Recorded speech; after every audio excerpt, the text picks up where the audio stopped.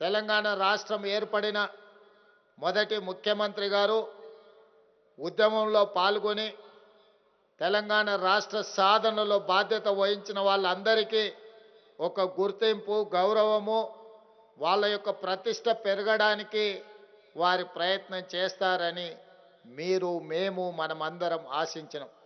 కానీ జరిగిన పరిణామాలు 10 సంవత్సరాల పరిపాలనలో ఆర్టీసీ కార్మికులు దాదాపుగా 55-60 మంది ఆత్మహత్యలు చేసుకున్నా వాళ్ళ యొక్క సమస్యల్ని పరిష్కరించలేదు. సింగరేణి కార్మికులు దానికి అతీతం కాదు. అదేవిధంగా పంచాయతీరాజ్ శాఖకు సంబంధించిన వాళ్ళు కానీ రెవెన్యూ శాఖకు సంబంధించిన సిబ్బందిని ఒక దొంగలుగా లేకపోతే ఈ రాష్ట్రాన్ని దోసుకున్న దాంట్లో రెవెన్యూ శాఖ సిబ్బందే అత్యంత క్రియాశీలక పాత్ర పోషించింది అన్నట్టుగా ప్రజల ముందు మిమ్మల్ని దోషులుగా నిలబెట్టే ప్రయత్నం చేసింది.